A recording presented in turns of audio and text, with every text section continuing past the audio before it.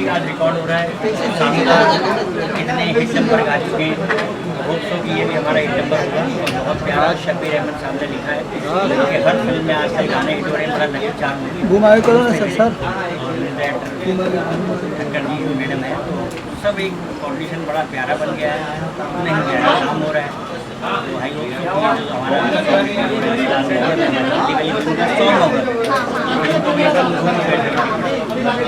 हमारा गाना बहुत प्यारा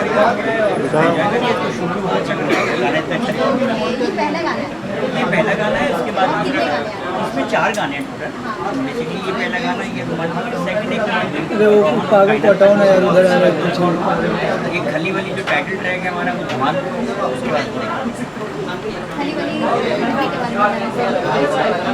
खली वली जैसे टाइटल है, मतलब खली वली हर वक्त धमाल। ये एक हॉरर कॉमेडी फिल्म है और इमोशन भी है इसमें, रोमांस भी है, कमर्शियल फिल्म है।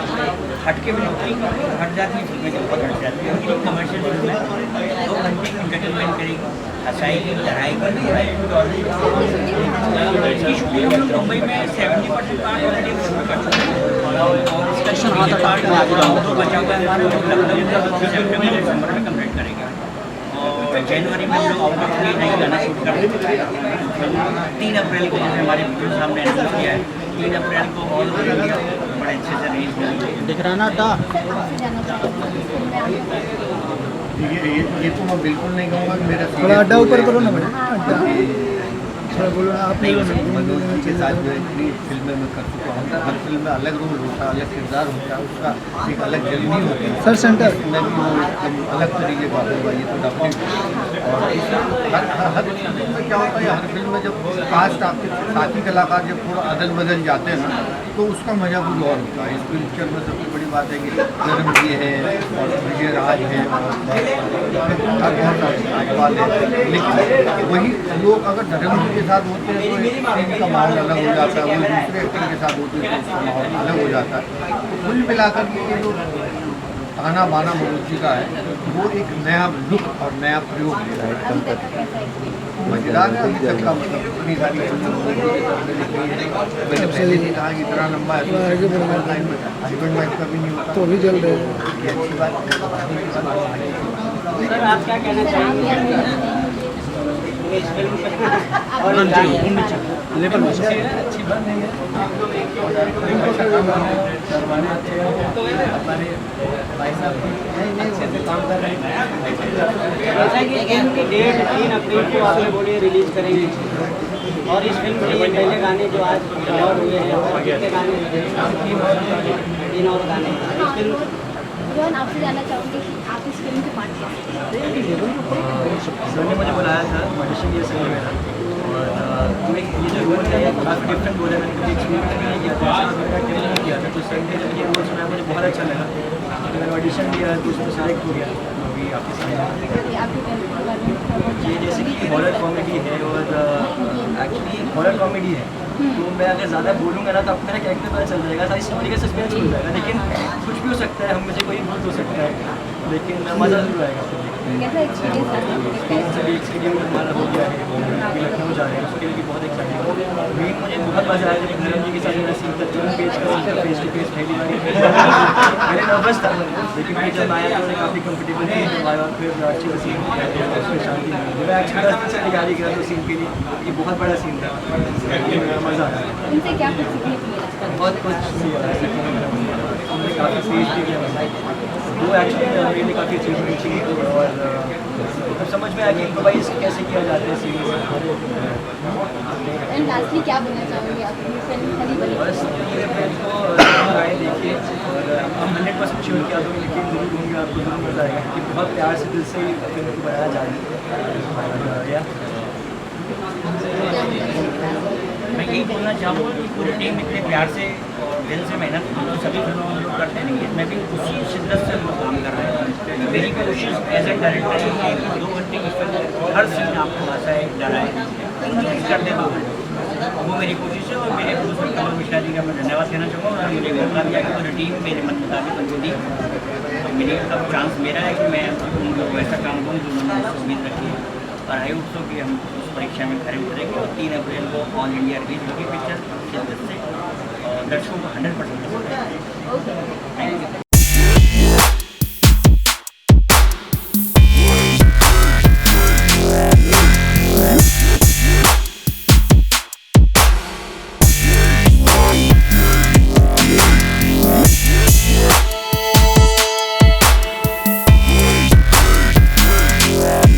क्योंकि अभी के जो गाने में कहीं ना कहीं मेलोडी एक मिसिंग लगती है, तो ये गाना किस तरह का है, थोड़ा सा हमारी ऑडियंस को बताइए कौन से बहुत ही मेलोडियस गाना है। आज खाली वाली फिल्म का गीत है, ये पहला गीत आज रिकॉर्ड हुआ एंड खूबसूरत गाना था and I am happy this type of melodious एक कंपोजिशन जो मेरे को उन्होंने गवाया एंड शब्बीर जी का लिखा हुआ है एंड पूनम जी का म्यूज़िक है एंड डेफिनेटली शब्बीर अहमद को आप लोग जानते ही होंगे and Poonam ji I think newcomer and she has done excellent job.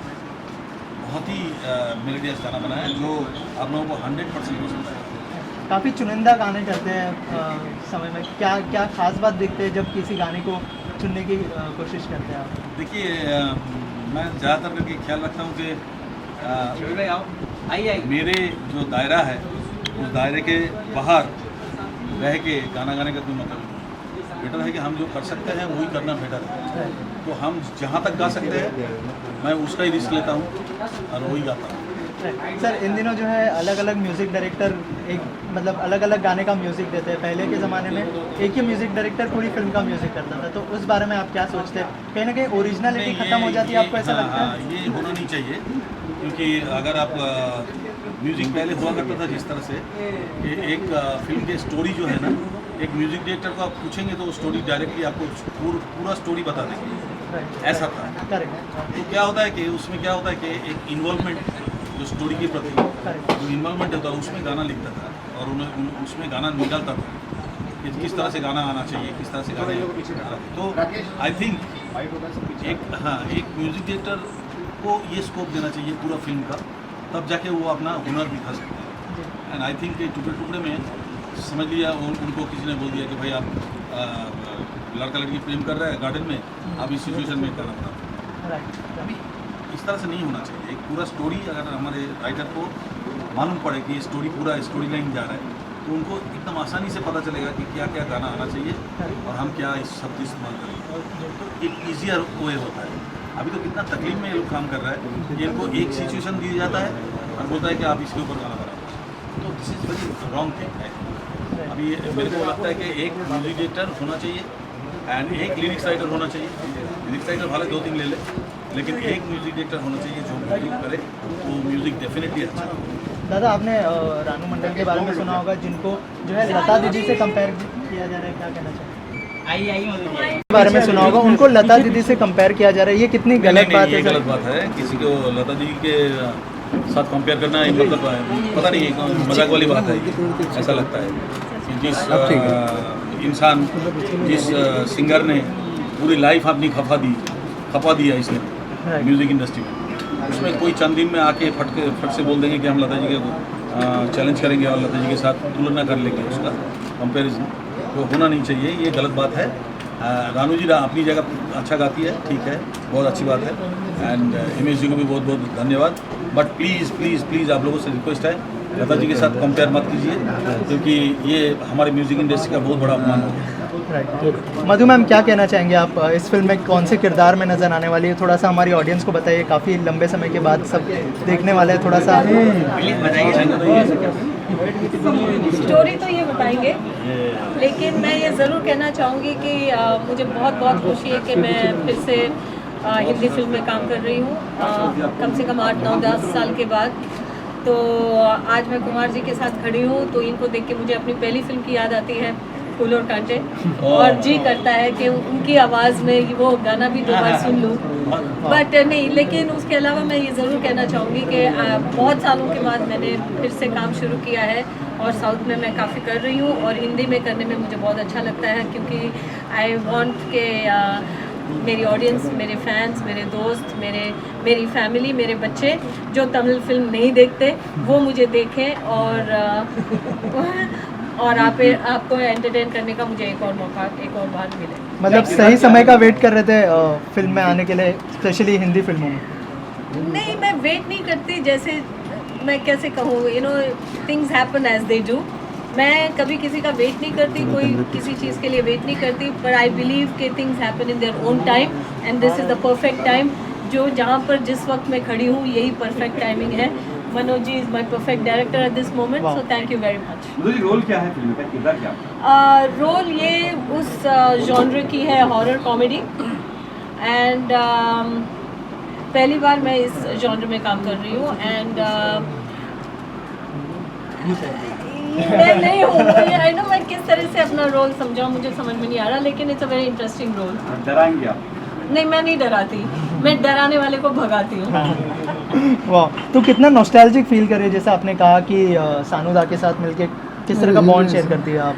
जब मैंने इंडस्ट्री से, मैं ये नहीं कहूँगी कि जब मैंने छोड़ा था, लेकिन जब मैं थोड़े से समय तक मैंने जब एग्जिट ली थी, तो मैं एक अपने दूसरी दुनिया में चली गई।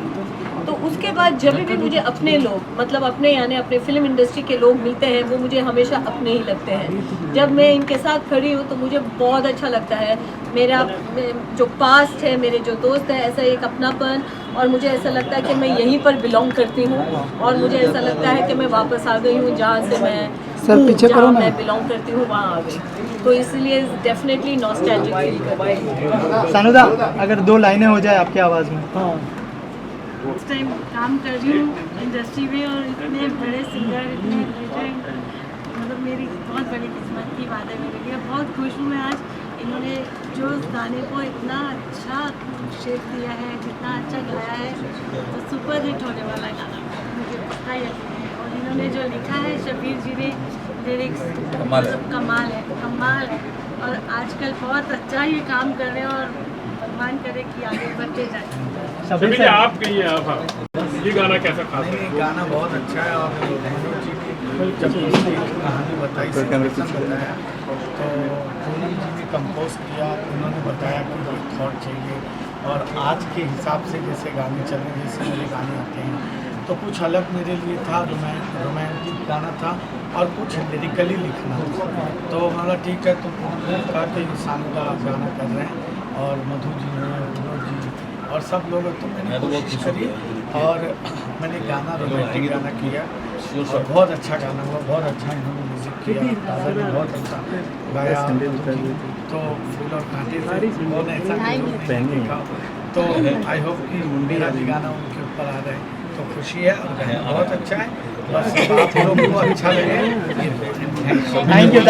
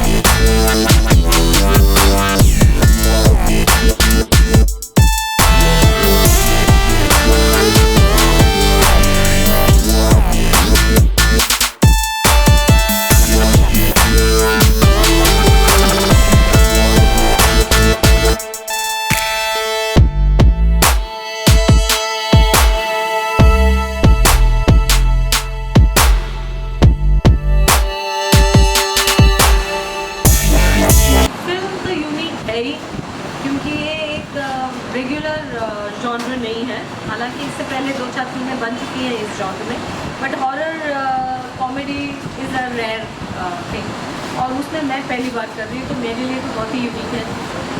मैं पता नहीं इस फिल्म को देखूँगी या नहीं डबिंग के बाद, क्योंकि मैं हॉरर फिल्म से बहुत डरती हूँ। तो मेरे बच्चे भी शायद नहीं देखेंगे, हम लोग हॉरर के नाम से भागते हैं, बट काम करते हुए बड़ा मज़ा आया। जब वो सारी चीज़ें मुझे अटैक करती हैं, वो है इमेजिनेशन में हम एक्टिंग करते हैं, almost like a one man show. ये सब मैंने पहले नहीं किया था किसी भी फिल्म में, तो वो सीन सब करते हुए बहुत अच्छा लगा। और दूसरी बात ये है कि team is lovely, unit is lovely, सारे बहुत ही अच्छे अच्छे कलाकार, आर्टिस्ट हर फील्ड के इसमें एक साथ आए हुए हैं। धर्म जी हैं, तो इस फिल्म में काम करके और हिंदी फिल्म में काम कर रही हूँ 8 साल के बाद, तो ये बहुत सारे रीजंस हैं जिससे मुझे इस फिल्म में काम करके बहुत अच्छा लगा। Ma'am, many heroines from the 90s era, Madhuri Dixit, Manisha Koirala recently work in Prasthanam, तो कितनी अच्छी बात है कि एज वैल्यू जो चीज़ है, यू नो, इन पहले हो गया होता था कि एक एज होता था, उसके बाद आपको काम मिलता था, बहुत कम मिलता था। आज के दौर में you know age has been a barrier which has been remove from the industry. तो क्या कहना चाहेंगे, इतनी अच्छी बात ये है? सबसे अच्छी बात है हमारे जैसे लोगों के लिए, क्योंकि हमें झूठ नहीं बोलना पड़ता, हमें कोई चीज़ को इमेजिन नहीं करनी होती। लोग हमें हम जैसे हैं वैसे एक्सेप्ट कर रहे हैं। We don't have to hide if we are married, we don't have to hide if we are a mother, because actors don't have to hide their real life. तो वो एक्सेप्टेंस आज के लाइफ में आ गया है। एक्टर्स को actors के तौर पे देखा जाता है, उनकी प्राइवेट लाइफ को अलग कर देते हैं, और because there are so many platforms जैसे web series and Netflix and blah blah blah, there are so many roles and so many content being made, so many roles are being made, से हम सब cliché role से बाहर निकलकर अपने आप को एज एन आर्टिस्ट एक्सपेरिमेंट कर सकते हैं। जो पहले कभी नहीं किया था वो आज कर सकते हैं, और ऑडियंस एक्सेप्ट भी करती है। So I am very proud that I am a part of this moment in our industry. Thanks.